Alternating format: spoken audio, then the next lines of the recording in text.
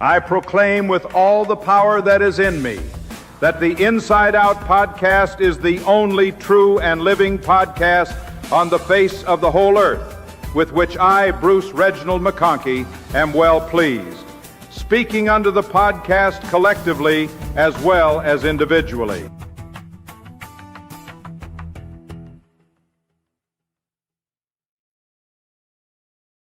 That has never been truer than it's been tonight, speaking under the podcast collectively as well as individually, because I am here individually along with Greg Prince. Greg, how are you, sir? I'm well, but I feel like we're trying to balance on a stool that only has two legs instead of three. Well, Ian is traveling. He's with his family on vacation in San Francisco, and he says, you guys go ahead without me.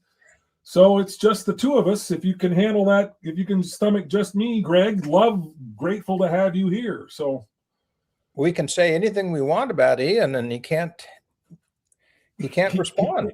There's nothing he can do. That's right. So this week, at least. That's right. Well, so we've already got some comments here. Sat down to watch the season premiere of Daredevil Born Again, but saw it was a Greg Prince live stream. Matt Murdock and Wilson Fisk can wait. Let's go. Wow. Does that mean anything to you? No, but it sends a shiver down my spine.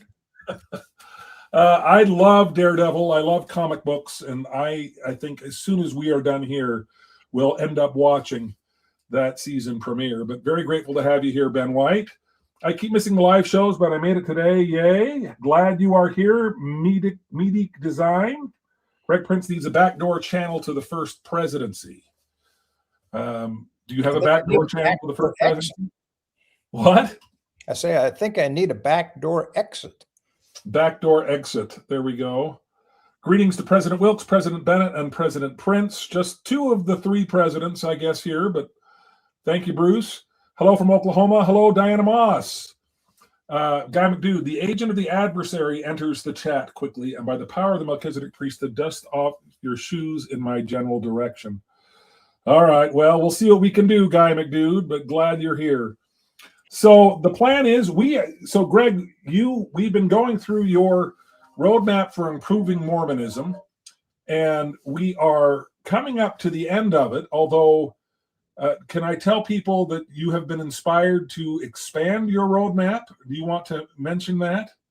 You can tell them that I am expanding it. Whether we invoke the I word is a matter of choice. All right. Sounds good.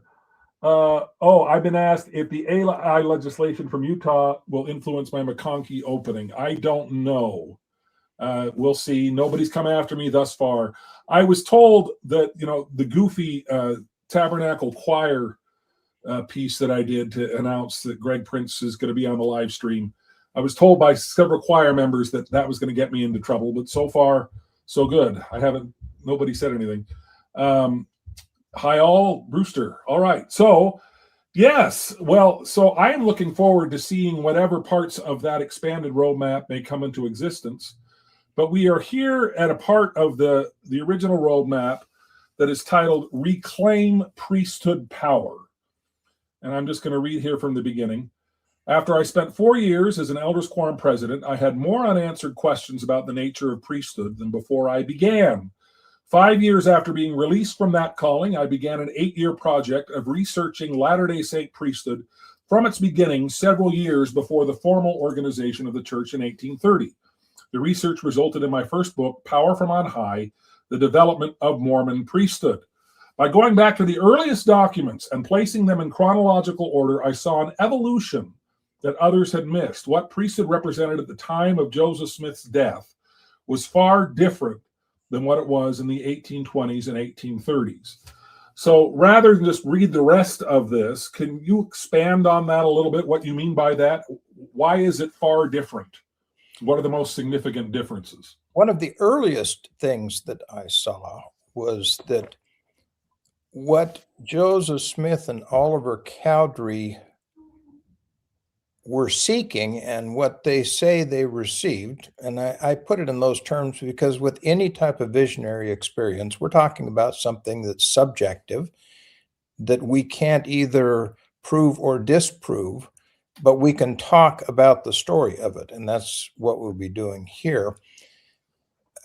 What they received was called authority. It wasn't called priesthood for another 2 years. And we have a vestige of that in the 3 prescribed prayers that we still use in the church outside of those that are used in the temple. Those are the 2 sacramental prayers and the baptismal prayer. None of those 3 invokes the P word.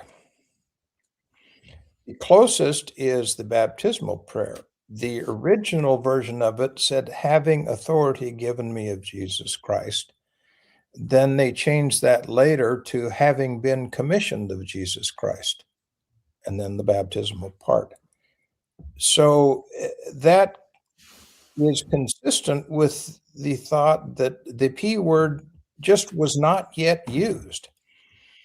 Now, that is significant. I've heard a lot of people over the years, and I probably would have given the same definition. If you say, what's the definition of priesthood? Very often it's the authority and power to act in the name of God.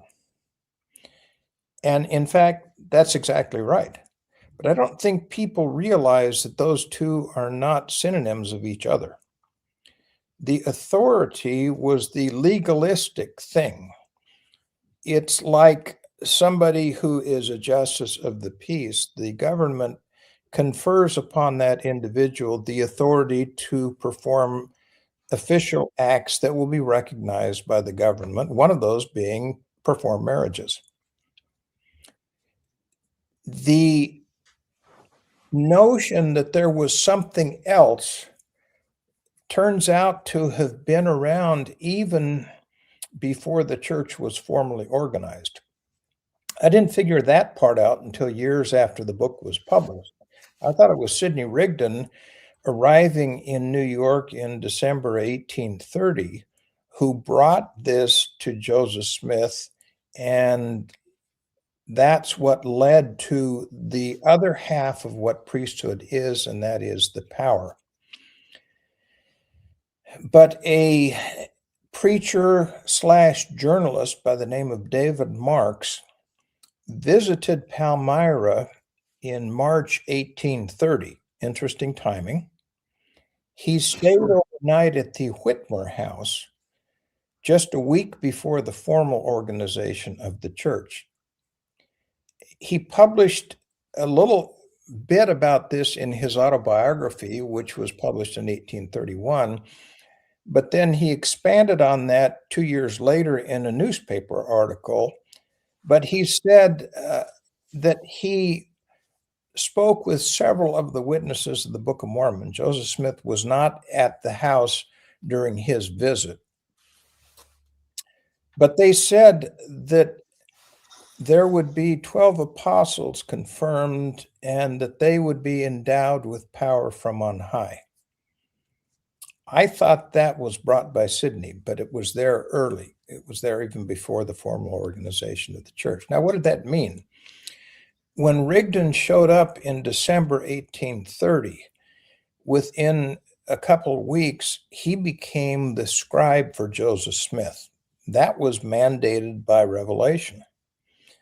And one of the first revelations that he took down was section 38 of the Doctrine and Covenants. That's the section that said, go to the Ohio, and there you will be endowed with power from on high. You're familiar with that scripture. Most people had assumed that that meant the Kirtland Temple endowment that was 6 years later. It didn't. It meant something that was 6 months later. Really? The power of that section of the Doctrine and Covenants was sufficient that almost immediately most of the church members who were in New York State picked up and moved to Ohio.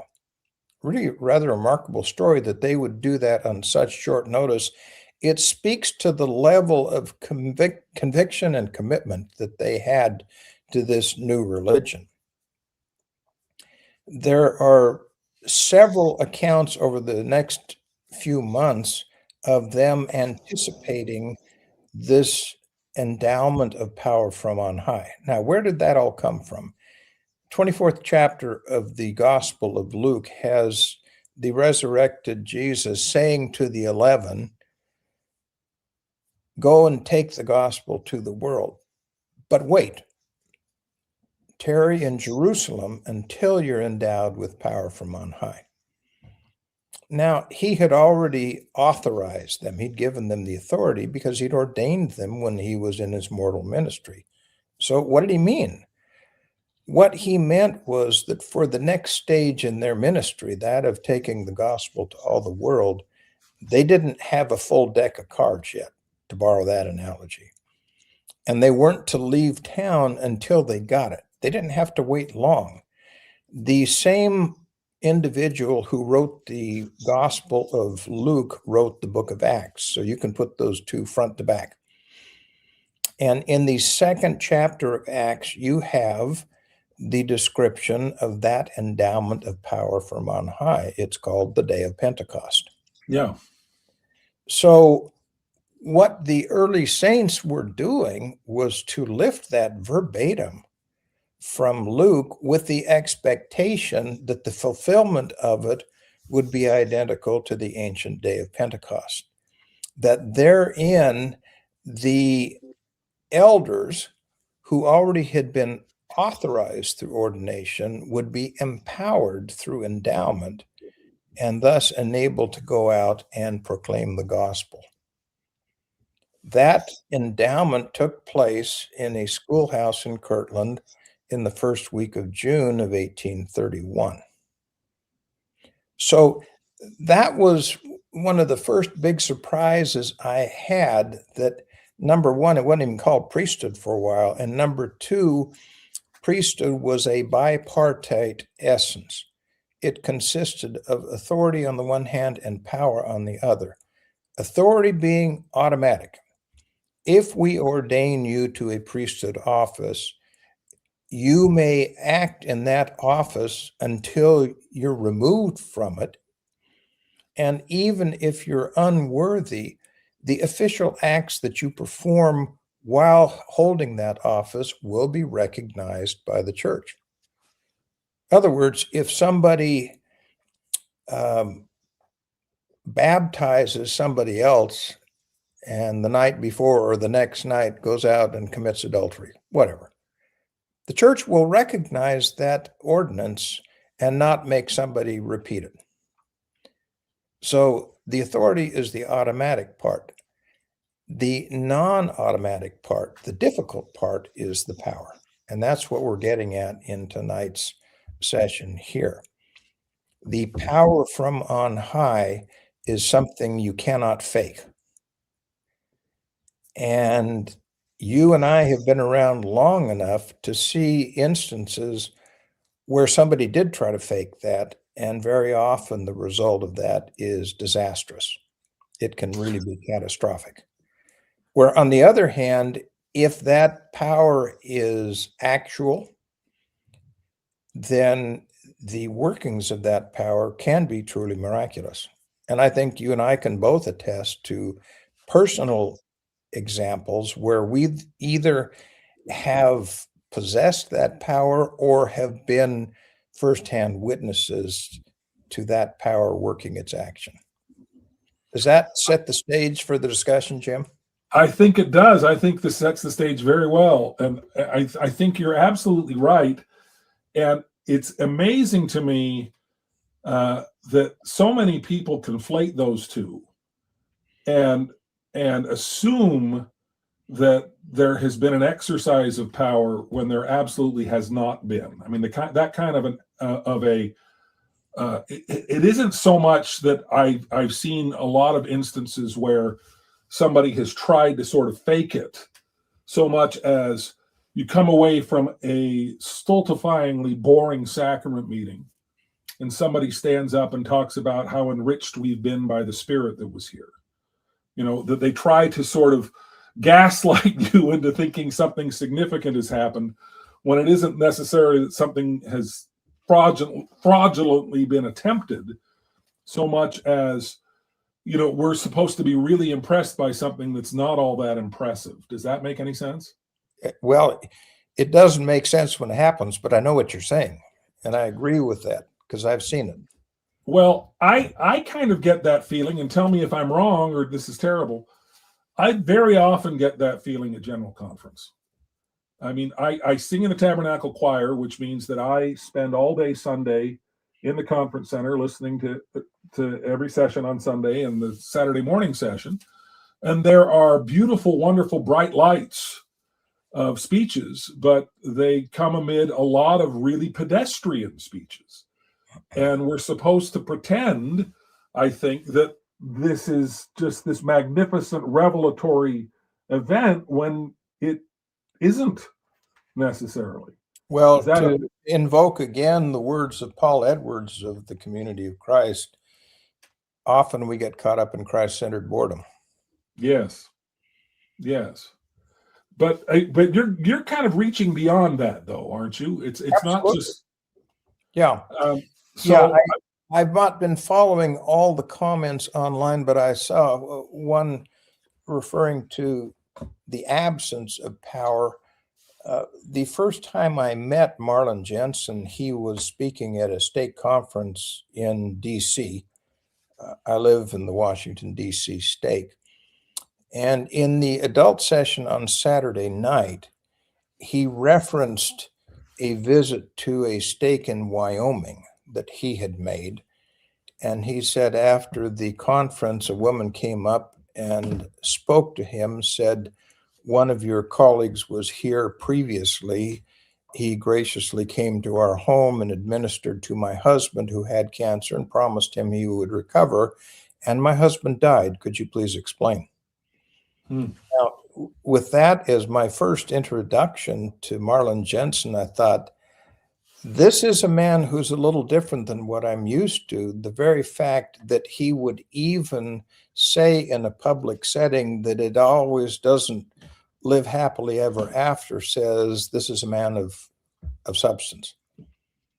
And then he went on to say in the same address that we can get out over our skis, and we shouldn't. That if we don't have what's necessary to back up our words, then we shouldn't speak those words. Yeah, I mean, that's when my daughter was injured. She had a skiing accident when she was 14.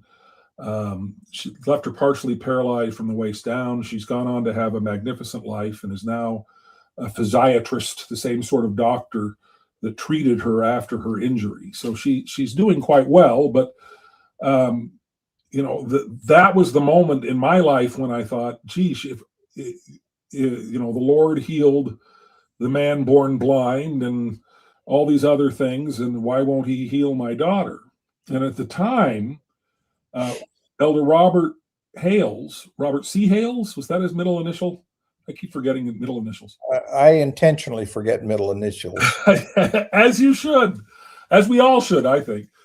But Elder Hales was quite ill and was not only in the same hospital, he was on the same floor. And there was some talk as to, why don't we get Elder Hales to come and give my daughter a blessing, and that'll take care of it. I mean, that was kind of the talk of it. And my cousin is a cardiologist, and we talked to him about that. We said, we'd love to approach Elder Hales. I mean, we could see him. He would, the floor wasn't that big, and we would see all the other patients, and we saw him. And my cousin said, under no circumstances should you do that. The brethren are really, really skittish about that because they are so afraid of disappointing people. And I felt really let down by that. I look back on it and I think that he was absolutely right. But at the same time, how do you reconcile that with the idea, okay, if these are apostles, why can't they tap into that power at will? Yeah, I have not known many of the general authorities, but I knew a couple of them very well. One in particular, now deceased, I could speak very candidly with. He talked about this, and he put it on himself in one instance. He said that I had a dear friend whose toddler grandson was by a freak accident buried in a bank of snow as it came off the roof of the cabin. Ugh. They rushed the kid down to Salt Lake. And he said, I got the call from the grandfather, could you come down and administer? And he said that the toddler was on life support. And he said, I had a brief prayer with the father and the grandfather, and then went in and laid hands on the toddler. And he said, it was not there, and I would not fake it. And he said, basically, I consigned him to die. Didn't order him to. He just said that this is the Lord's will. And that's what happened. And the father and the grandfather understood. Had he done differently, he would have been in the dilemma you just talked about. Now, I was a firsthand witness to the flip side of that coin. 20 plus years ago, I got a phone call from my oldest brother. He said, what do you know about precursor T-cell lymphoblastic lymphoma? That's a mouthful. I apologize, but I'm a pathologist. All right. And I said, I don't know much about it. Why? And he said, because that's what I have. It's a very aggressive form of lymphoma. At that time, the 5-year survival rate was in the single-digit percentage range. He had gone to college at what was then Dixie College with Jeff Holland years and years earlier, back in the early 60s. And they were neighbors. My brother lives in Midway, and Jeff's house was right across the street. Well, I was out there not long after he got the diagnosis, and it was before he'd had any of the treatments yet. I was staying with my brother. I drove in, got out of the car, walked in, and there was my brother and his wife, my uncle and his wife, and Jeff and Pat Holland. Hmm. Jeff had come across the street saying, I want to give you a blessing. An interesting sidebar of it was he'd left his cowboy boots outside, and he was wearing Levi's and a lumberjack shirt. And before he gave the blessing, he looked at us and he said, I've never given a blessing wearing Levi's, but I don't think it'll matter. It was nice that he could be that down to earth. He gave my brother an absolutely non-hedging blessing that he would be cured. Well, we're 21 years down the road. It took 2 brutal rounds of chemotherapy and a stem cell transplant from my other brother, and John's doing fine. So I've seen a miracle that can happen, and I've seen it right there because my uncle and I were invited by Jeff to be part of that blessing. You can't get closer than that without giving the blessing yourself. So I've seen that side of it, but as an elders quorum president, I also saw the other side of it, and that was we had a man in our quorum who had converted to the church. He had married a woman who had been married previously. They wanted to have children, but after her, I think, second child by her first marriage, she and her prior husband had decided they didn't want to have more children, so she'd had a tubal ligation done, sterilization. Now they decided they wanted to have another child. So one of the members of my quorum, who was their home teacher, went over the night prior to the surgery and gave her a blessing and promised her that the surgery would be successful and they'd be able to have another child. The surgeons started to operate and saw that there was so much scar tissue that it was impossible to do the reconnection. That was devastating to that couple, because not only could they not have another child of their own, but because they already had two, adoption was not a possibility with church family services. So I've seen both sides of it. When it works, it can be spectacular, miraculous. When it doesn't work, it can be devastating, be harmful. And when I was talking with this one general authority about that, he said, yes, sometimes men will get ahead of themselves and promise what they can't deliver, but at other times they will put so many qualifiers in the blessing that you have to ask, why did you even bother giving that? Yeah. Because it's empty. Those are various dimensions of looking at the issue, but when I talk about reclaiming priesthood power, that's what I'm referring to, that there is an essence there. Many of us have seen it in our lifetime. Some of us have experienced it within ourselves, but we don't see it enough. I don't think we see it very much. I can remember when I was a child, now, I'm 77 now.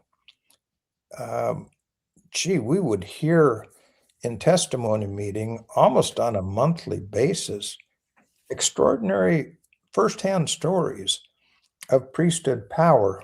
I rarely hear that anymore. There's a lot of hedging. And I mean, there's institutionally, we've kind of just sort of leaned into hedging, or we've leaned into grand pronouncements that don't necessarily mean anything. The example of that I keep thinking of is that is President Nelson. I'm not sure how long ago it was, but he says, in the coming days, we will see some of the greatest manifestations of the Savior's power that the world has ever seen. And that sounds really nice. Great. It doesn't mean anything. I mean, it can mean anything. It can mean nothing. And it's also, if it hasn't happened yet, well, he didn't put a timeline on it. So in the coming days could mean next year. It could mean in the next millennia. I mean, there are so many. My father used to talk about, he used to praise Mitch McConnell, because Mitch McConnell could make statements that didn't have any handles on them. He could go out and he could do a press conference and he could say things that they couldn't sort of take and twist or anything, because they didn't, you'd slide off. There just wasn't anything to grab onto. And I feel like that's kind of what we are doing now as a church, is that we are offering these sort of grandiose platitudes that really just don't mean anything. And we try to make them sound like they mean something, but they really don't. It was when I was in Brazil with the Tabernacle Choir, and Elder Suarez spoke to us, and he said with great solemnity that we are one day closer to the second coming. It was like, well, yeah, and tomorrow will be even one day, even closer. I mean, that doesn't mean anything. There's no weight to it. There's no power behind it. We've never been closer than we are now. Than we are right now. And isn't that amazing? So yeah, I think you're absolutely right on that. We've got a whole bunch of comments. Yeah, let's get to some of the comments, please. Let's dive in here. I want to maybe save this comment for a little bit later, because I want to keep talking about priesthood power. But it says, are we going to discuss Sharon Eubank and how she is a gay communist, Jim? Sorry, couldn't resist. For those who don't know, there has been an online person that's talking about how Sister Eubank is awful. I adore Sister Eubank. I think that there have been several general conferences when she has been hands down the best speaker, male or female, in the entire conference. But can we set that aside for just a moment? And Well, let me give an endorsement of her, however. In Washington circles, particularly humanitarian circles, and specifically in an organization called the Pan American Development Foundation, she is revered for the work that she has done in charge of the church's charities. It's been an amazing ministry that she has had, and I think next month is when she will retire. But I have nothing but praise for Sharon. So you know her personally? Yeah, I do. I mean, she just, I don't know her personally, but I have always just been so impressed with her. She just seems so magnificent in every respect. Yeah, more than a decade ago, I took the president of Wesley Seminary out there because he had some health initiatives he wanted to discuss with somebody, and she was the somebody we met with. That was my first meeting with her. We both came away very impressed. Yeah. So yeah, I think I want to get into that, but I want to stay on this topic here because there's some good questions as well about this. Can both of you, and Clayton, our good friend Clayton, I'm very sorry to hear his mother had just passed away, and Clayton, I'm very sorry to have heard that, and I'm very glad you're here with us here tonight. Can both of you go into the lack of evidence for Peter, James, and John visiting and restoring the higher priesthood? Some early members say it never happened, and it's not in the Doctrine and Covenants. Is there evidence? And the strongest evidence against it is David Whitmer, who insisted that it never happened, that he'd never heard anything about it. But of course, the church dismisses David Whitmer as a hostile witness until you get to David Whitmer's witness at the same time of the veracity of the three witness experience of the Book of Mormon. The church championed that all day long. He was a little prickly towards the end. A year before he died, he wrote that pamphlet called An Address to All Believers. All Believers in Christ, yeah. And that's where he made that allegation. That's, nearly 60 years after the restoration began. I won't go into it in detail. I will say that the first chapter of my first book, Power from On High, goes into great detail about priesthood restoration. What I will say here is that if you look at Aaronic priesthood, if you look at Melchizedek priesthood, those names didn't happen until 1835, which is 6 years after the purported restoration event. The messengers were not named until at least 1834. But they said they were saying that there were messengers by 1834. Yes. Earlier than that, the messenger who brought the gold plates was not initially named, and then he was first named Nephi. Yeah, I knew that. Changed to Moroni. So, on the one level, you can say, "Hey, is he just making this stuff up?" But on another level, as early as 1829. In the public press, you had stories about these Mormonites, as they originally were called, having claimed visions and visitations by angels. It wasn't something they made up later. It's that the story got better with the telling, in the sense that the essence of it got a name later on that it didn't have initially, and the messengers got names that they didn't have initially. John the Baptist was named early, though, wasn't he? For the restoration of the Aaronic. Not initially, he was not. He was not, because that's the second section of the Doctrine and Covenants. But that was written much later than the date that's in the introduction to that. Interesting. I think that was written in 1838. I had to go back and check, but that's in the chapter in my book as well. So if you want to get really picky and say, hey, he should have laid this whole thing out in 1829, I guess if you'd had a vision and the guy said, hi, I'm Peter, and this is James, and this is John, and we're here to give you the Melchizedek priesthood. Okay. Yeah. It's not the way things happened. Yeah. Well, when you look at the whole sort of world building that Joseph Smith was doing, I have always, even as a teenager, this always bothered me about the Melchizedek priesthood restoration story.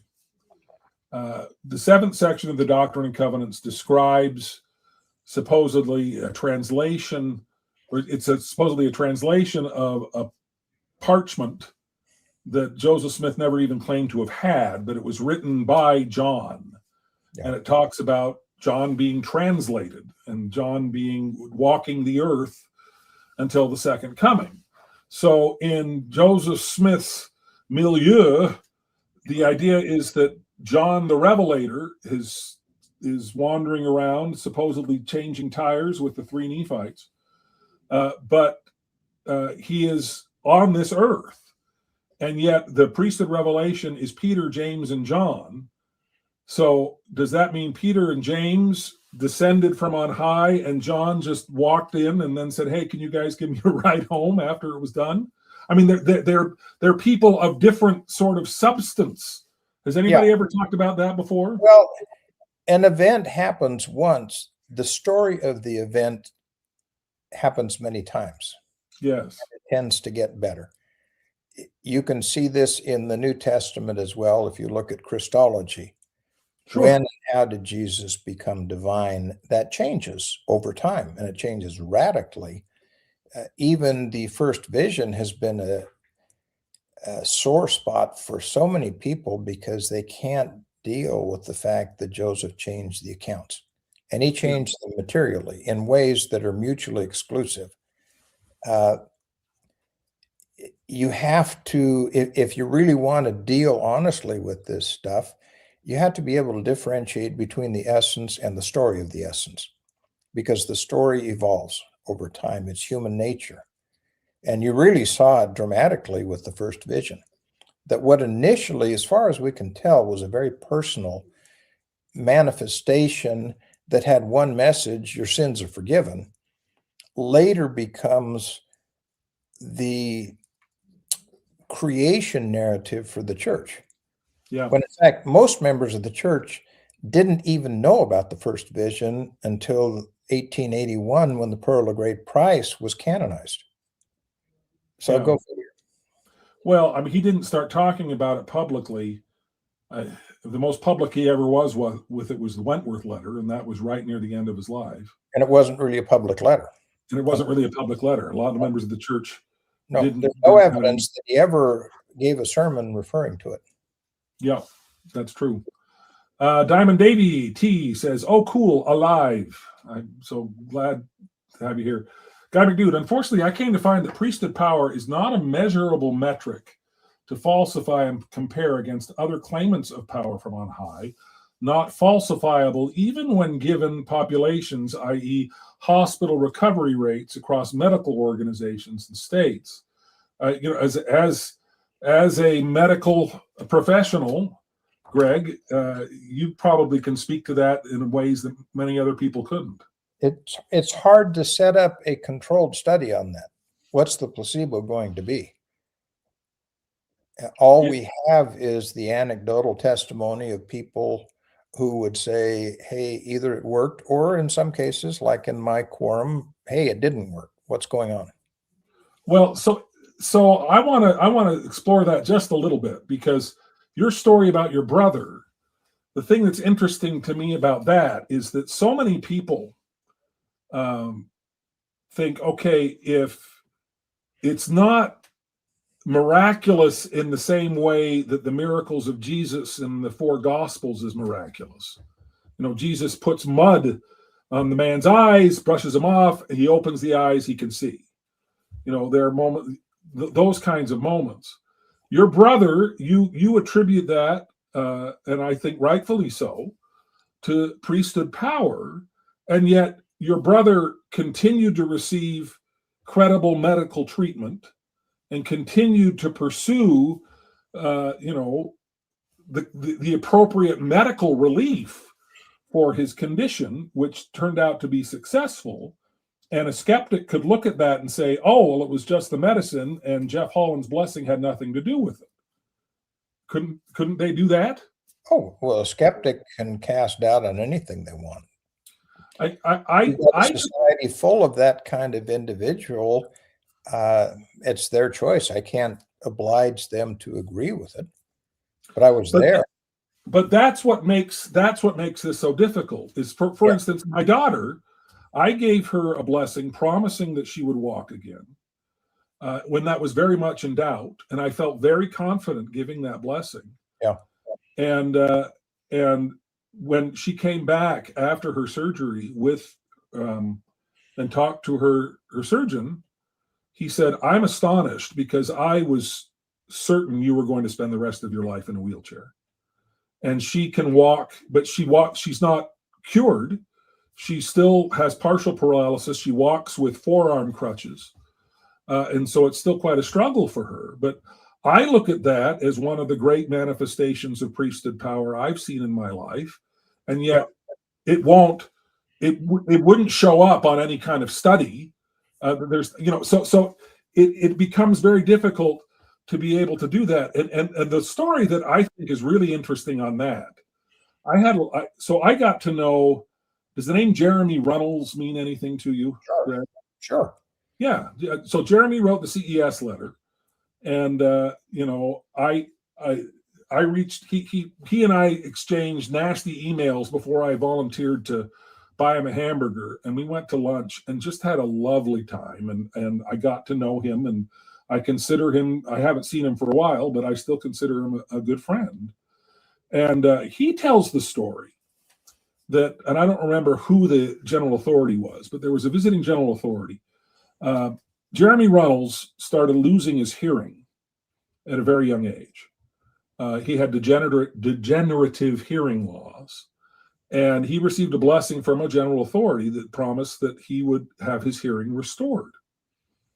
And he says, and when we interviewed him for An Inconvenient Faith, so yeah, of course, Jeremy Runnels, if you've seen An Inconvenient Faith, but and there's a length, he tells the story in the interview, lengthy interview, where he says, right after that blessing, I went and I took my hearing aids and I wanted to throw them away, because if I didn't throw them away, then I wouldn't have been showing enough faith. But instead, I took them out and I put them on the shelf. And I thought, okay, I'm going to hear again. It's going to be great. And the hearing loss continued and continued and continued. Well, Jeremy Runnels now has 2 cochlear implants, which allow him to hear. They don't allow him sort of natural hearing, and there are many limitations to that. He can't really hear or process music, a number of other things. But you can have a conversation with him, and he does, and he can hear you, and he can interact. And I look at that and say, well, why is that not a fulfillment of that blessing? And he would say, I mean, we haven't had that conversation. This is the first time I'm even saying this out loud. But that's the whole thing, is that when you have faith, then you attribute the hand of God to having done things in your life that happen in your life, and other people have things happen in their life that they don't attribute God having any influence on it whatsoever.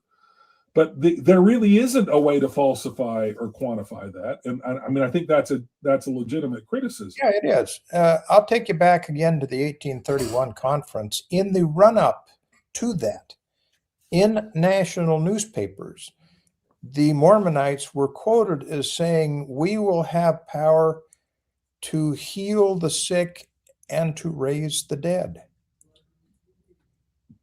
In the conference, according to one of the elders who later left the church because he felt that it was an empty promise, they attempted to restore life to a boy who had died, and they failed.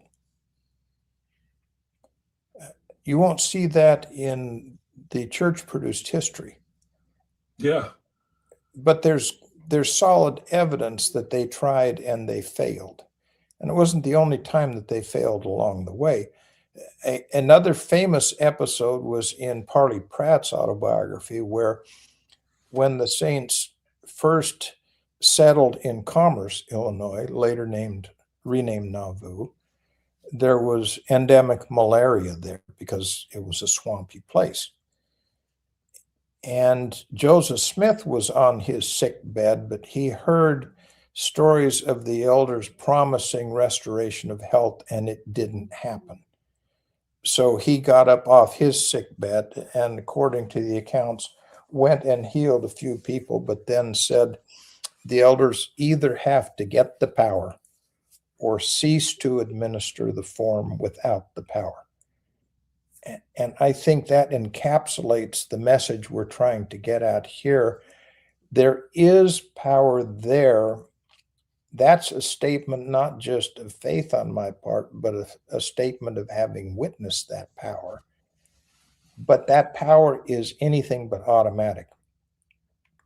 The challenge is to put both halves of priesthood together, the authority and the power, because then you have the complete package, and then miraculous things can happen. The sad thing for me is that that doesn't happen much anymore. I think it happened more in earlier years. I mentioned, Jim, before we went on the air, that I wanted to read something out of Orson Scott Card's great dictionary called Saint Speak that was published over 40 years ago. Under the heading Blessing, one of the definitions is, quote, the ordinance of anointing and laying on hands to heal the sick, most commonly done to those not sick enough to need a doctor or so sick the doctors have given up hope. And I think that's often what it turns out to be. It shouldn't be. Shame on us. Yeah, no, that's an excellent. Orson Scott Card has been canceled to some degree, and that makes me very sad because I think he's a very insightful, talented guy. Guy McDew said, the simple ordinance of the baby blessing began me down the journey of trying to reconcile the difference between the evil art of fortune telling and the godly power of blessing a baby. That's an interesting observation. I kind of felt that same way when I first got my patriarchal blessing. I didn't really know anything about patriarchal blessings. It really wasn't talked about much when I was growing up. And then my family moved to Salt Lake City right after I graduated from high school, and I stayed at the University of Southern California, and my father said, hey, we're going to arrange to have my Uncle Harold give you your patriarchal blessing. And I said, I don't even know what do you mean, my patriarchal blessing? And he was, you don't know what that is? And it turns out they couldn't get my great Uncle Harold to do it. And so I got it from when I was visiting home at Christmas time. And there are many things in that blessing that I still sort of resonate with me today. Many things that kind of have frustrated me. I mean, one of the things it says is, I will have many leadership positions in the church and in the community where I serve. And I was arrogant enough when I ran for mayor of Sandy in 2021 to think, well, I'm going to win this. This is the moment where I get to serve my community as a leader. And I lost that election by 21 votes. I mean, this wafer thin margin stood between me and patriarchal blessing fulfillment. Yeah. And, I mean, how do you deal with that? Well, how would you answer that? When I did the Priesthood book, I did what may have been the first quantitative study of patriarchal blessings. Oh, interesting. I asked the church for access to patriarchal blessings, and they denied that request. But I was able to assemble a pretty impressive collection, more than 100, that predated the death of Joseph Smith. And it spanned Joseph Smith Sr. and Hiram Smith, and I think William Smith gave one or two of them. But what I did was to go through and extract the information and then quantify it, and saw how often Joseph Sr. in particular made these promises that were falsifiable. In other words, if you are blessed that you will live until the second coming, there's a way of checking up on that. That's right. And did he make that promise to a number of people? Lots of people. Yeah. I may even have the percentage in that book. I don't remember because I wrote that book, over 30 years ago. But it would occasionally get to a point where around the first decade of the 20th century, they used to have, as part of General Conference, a General Patriarchs meeting presided over by, would you believe, the presiding patriarch, who actually had a job in those years. Yeah. And there are records of that where he scolded the patriarchs and said, "You are making extravagant promises, knock it off." So it's not a new dilemma facing us, but it's no less serious now than it was then. And I keep going back to what Joseph Smith said in Nauvoo: either get the power or don't pretend. Yeah, that makes a lot of sense. Connor Christensen is very helpful in saying Robert D. Hales. I think you're absolutely correct there. This is an interesting question from our friend Bruce Butcher. Can a priesthood blessing change the will of God? Can a Catholic mother lay her hands upon the head of her child and not heal him? Is an LDS priesthood blessing more powerful than a Catholic priest's? I will respond to that. When I was doing the priesthood book, I did something that apparently nobody else had ever done. I asked Mike Quinn if he'd ever done it, and he said, "Well, no, I didn't." And it was to go page by page through every periodical the church ever published. And I did that. Wow. Looking for things that you couldn't find in any index. And there was an editorial published in the Improvement era in 1931. I believe it was October 31, if you want to look it up. It was on the Melchizedek priesthood page, and that page says, "Prepared under the direction of the Quorum of the 12 Apostles." So this was the real deal. The editorial was titled, "Why Priesthood at All?" ? The essence of it was, can somebody who doesn't hold the priesthood heal the sick or whatever? And the answer was yes, which was extraordinary. I don't think you would have seen anybody else say that. And none of the historians I asked, including Leonard Arrington, had ever seen that editorial. But there it was, and it was making a case for the authority part of priesthood. Now, the context was that was at a time when priesthood quorums had been moribund for years, and the church was trying to wake them up just to get some activity there. So they were more concentrated on the form than the essence at that point, because neither one of them was happening very much. But the analogy it made was to a public servant, like a justice of the peace, where once you have that authority, yes, you can legally act in that office in performing these automatic things like baptism. It didn't address the other half of the coin, the power part. But it did, surprisingly, acknowledge that it's not just people who hold the priesthood who can petition the divine to change the course of events and succeed at that, if I can put it in those words. No, that makes sense. It reminds me of something your friend Paul Dunn said once. Somebody asked, they didn't ask about priesthood, but they asked, does the Lord answer the prayers of people outside the church? And he chuckled a little bit and he said, was Joseph Smith a Mormon when he went into the sacred grove? Bingo. Yeah. So, all right. Guy McDude says, I am where I am today thanks to the lack of positive blessing outcomes and the apparent disparity between positive outcomes favoring those blessed with prosperity and excellent health coverage and those of us on the wrong side of the tracks. How do you respond to that? Yeah, it's like the story of the football team where the Catholic priest went in before the game and blessed in his prayer that they would win the game. And one of the players said, "Does that mean we're going to win?" And he says, "Yeah, if you block your man."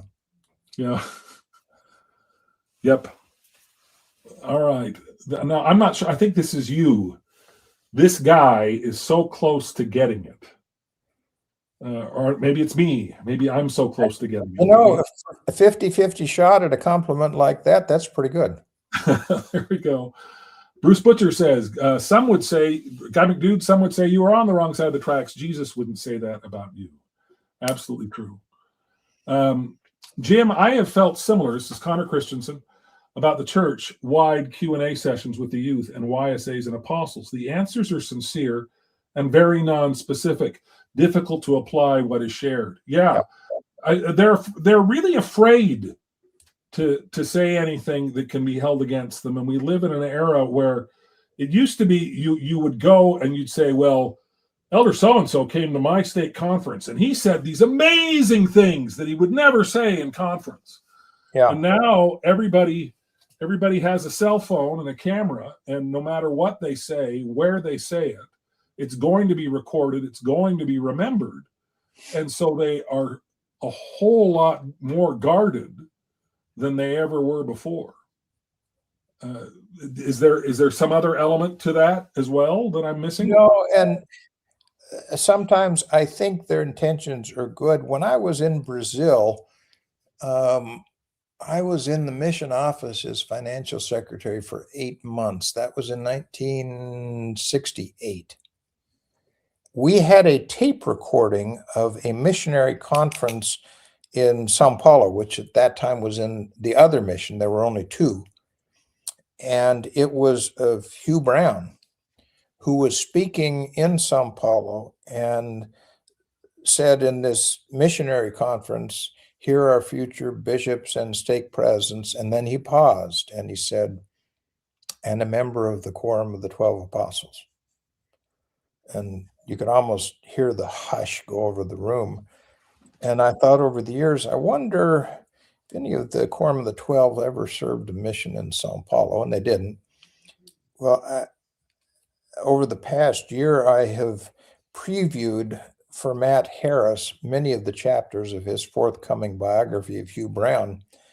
One of those chapters deals with all the recorded times in different missions where he said exactly the same thing. Oh, wow.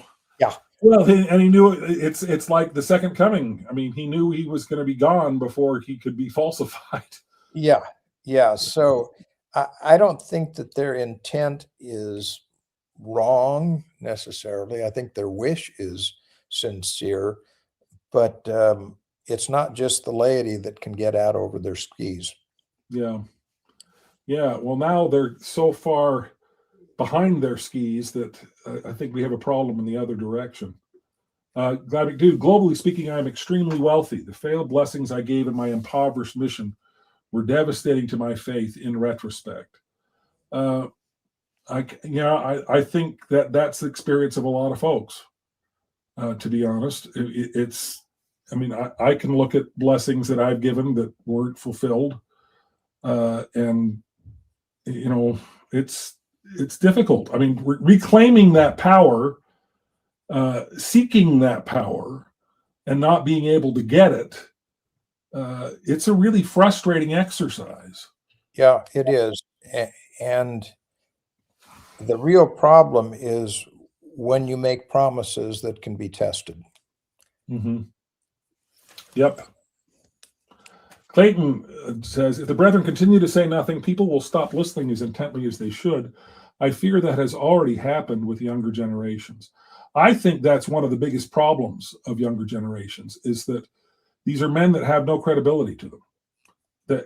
I don't think there's hostility towards them. It's just they have no use for them. They don't see anything about them that is relevant to them in their own lives. And I don't know how we solve that. I very much like them to listen to Greg Prince talking about gerontocracy, because I think that's a big element of it. So, all right. Well, I've heard that, but originally Joseph said the angel was Nephi, and he later changed it to Moroni. That's concerning. Yes. Now this is a deep cut here. Mr. Ray, the Man Blues. I thought it was Gordon Jump, James and John.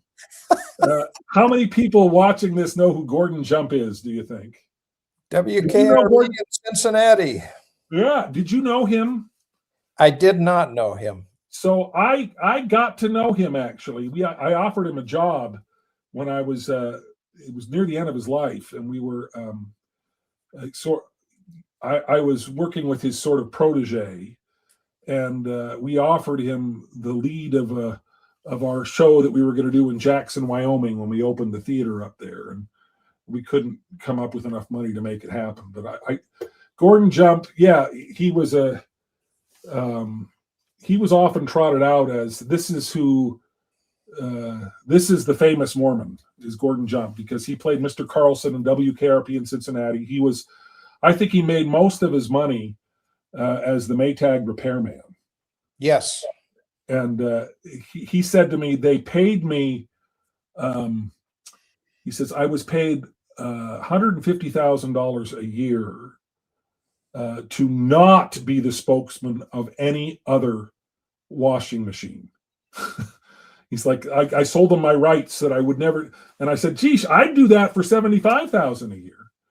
I'd do it for half. But he made an extraordinary amount of money doing that. He was a lovely, lovely man. I've always thought that was so silly, Jim. Great point. I think this came up after I was talking about John trying to get a ride home after John having a body isn't a result of a changed account. Yeah, that's true. The idea that John is walking the earth and translated predates the priesthood restoration. Sorry, this is a triggering topic near and dear to my apostate heart. Some might say it offends me and cause me to be led astray into sinful paths. I'll shut up now. You don't need to shut up here, Guy McDude. I think you've had some very insightful comments that have been very helpful to the discussion. Clayton says, I'm struggling with this. Stuff either happened or it didn't. I don't like putting belief into the essence of an event that changes with time. Help me out here. Craig, can you help him out here? Well, again, the story changes over time, and it's not just Joseph Smith doing this. Go back to the New Testament and you can see that happening as well. Even Paul's vision on the road to Damascus, which I think he tells 3 times in his epistles or in the book of Acts, it changes in some respects. You also have different accounts of the nativity in Matthew and Luke.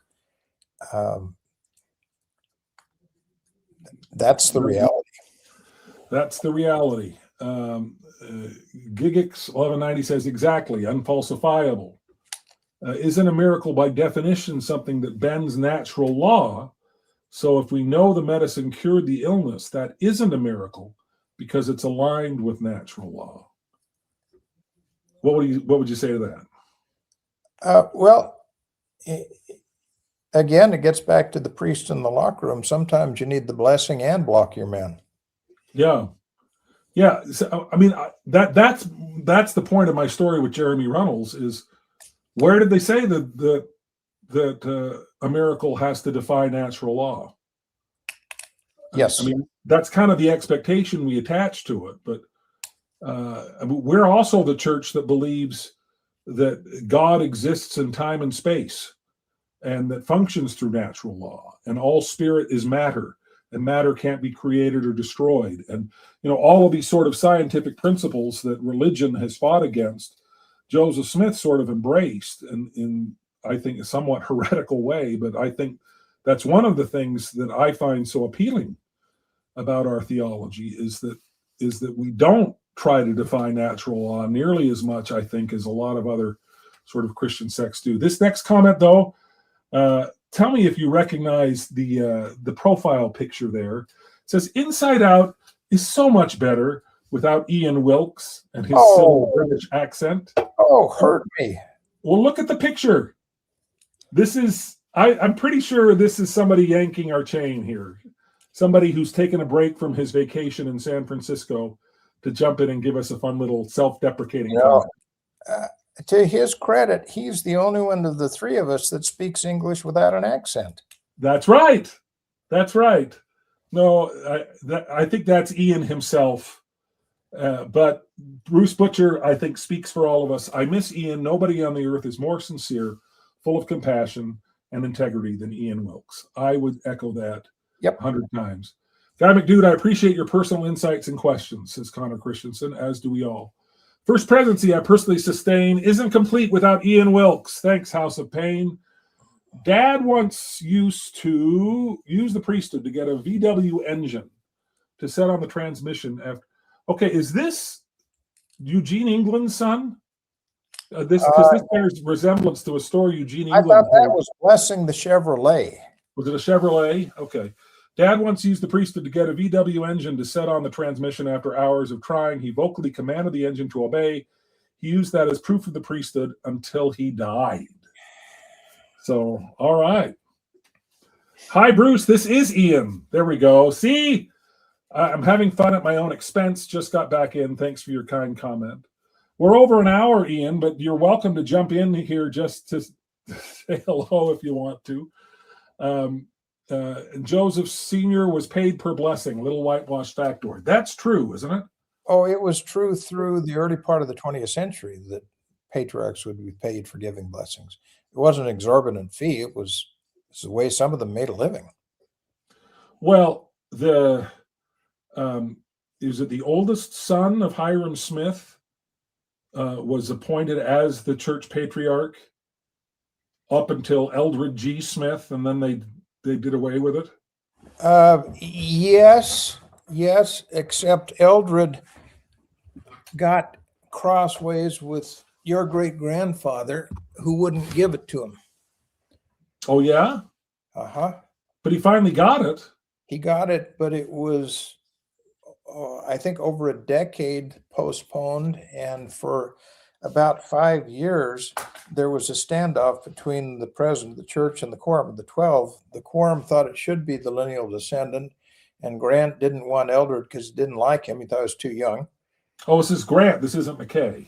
It's Grant, yeah. And so the compromise was they had George F. Richards, who was a senior apostle, be the acting general patriarch. And then finally, they put Joseph Fielding Smith II, not the Joseph Fielding Smith who was an apostle. Joseph III, they would call him. And a good man. He was the father of Hiram Smith, the founder. You know about that because your father was in that organization of the Franklin Planner. Yep.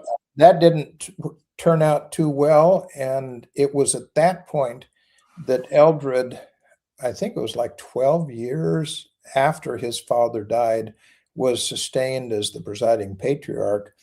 And then he was not released, but that office was abolished.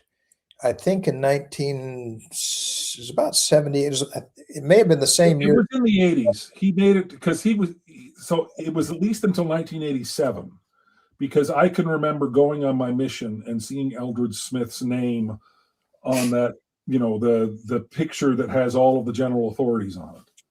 But the office of presiding patriarch was abolished during Kimball's administration, even though he was allowed to continue to give patriarchal blessings to anybody who came in, which is what had been. Okay. Yeah. Well, the Joseph III story, there's some scandal there, isn't there? Yeah, there is. Let's skip over that. We're coming up over here. Are extravagant promises not from God? This is GYGX 1190 again. Can't answer that for you. I can't either. Bruce, Ian is extraordinary. Yes, thank you, Clayton. Bruce Butcher, Gostia, it's a good thing you identify yourself, Ian. I was going to go after someone, LOL. I feel like I need to pump some positivity. I don't want to be labeled that guy, McDude. I love my mission. I love my Mormon heritage and culture. I wouldn't be here if I wasn't Mormon to the core. Guy, I don't think anybody doubts that, at least not here. I mean, you may be bumping into somewhere else, but it's very clear that anybody that wants to engage on any of this, this is one of the things that so frustrates me about sort of the current rancor. And I want to quickly actually bring in the Sharon Eubank thing here, because there are so many people, particularly in the online social media echo chamber, that consider themselves sort of the gatekeepers of who gets to be Mormon and who doesn't, and what's appropriate and what isn't, and they want to purge the church of anybody that does not fit the template. And it's always amazing to me that these guys do not realize that they're attacking the church every bit as much, if not more, than the kinds of critics they deride over and over again. I mean, I think, Guy McDude, you have more faith and more sort of intellectual integrity about the church than the bullies that are all calling for Sharon Eubank's head and think that they have the Lord's blessing to do it because Sharon Eubank is just not pure enough. She dares to not hate LGBTQ people enough. She dares not to hate Muslims enough to their satisfaction. And they don't, they have blinders on that you do not, Guy McDude.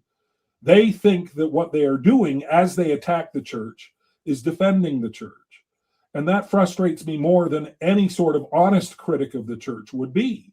John Dehlin doesn't try to pretend he's defending the church as he criticizes the church. And these guys absolutely think they deserve credit for being more righteous even than Sharon Eubank. Do you want to weigh in on that, Greg, or is that just kind of my hobby horse? No, I'll endorse what you say. I don't need to add to it. All right. Guy McDude, no need to pump. I think it's safe to say a lot of expos in this community feel that way. Amen. Ian is chuckling with us. Hoping vacation is treating you well, Ian, Ben White says. Albert Smith was the missionary who taught my great-grandma in Germany. That's interesting. He also lived to the age of 104. Yeah, he lived forever. Yeah. So maybe that's why he was on the thing. Maybe he was. He may have, by that point, he may have been listed there as Patriarch Emeritus. Yeah, that he was just there, kind of as a mascot or something. Yeah, but there was no further presiding patriarch since then. Yeah. I guess I just yearn for those answers I was once so confident that I had, and mourn the theological superiority I once enjoyed. I understand that completely. I kind of do that too. I mean, I'm still in, but I don't feel anywhere near as theologically superior as I used to. Thank you, Jim and Greg, for mourning with those of us that mourn. Very kind, Guy McDude. ES was given emeritus status in 1979. Okay, there 1 year. All right. Dieter F. Uchtdorf, there's no sign at the door that says your testimony must be this tall to enter, or this wide, or this deep, or absolutely true. All right. So that is the end of the comments. We are at 1 hour and 13 minutes. Greg, this has been delightful. Thank you for enduring this and just having to put up with me and not Ian. Well, so, the check you send me for each one of these has to be 50% larger now. Right. I'll 5 times as big as the last one. Yeah, times 0. Okay. Yeah, we say that all the time in the choir. It's like we carry Ian's water, so he owes us one. There we go. All right. Thank you very much. Thank you all for your wonderful comments. Thank you all for watching. Thank you all for listening. And we will see you next time on Inside Out. And thank you very, very much, Greg. Very much appreciate having you here. All right.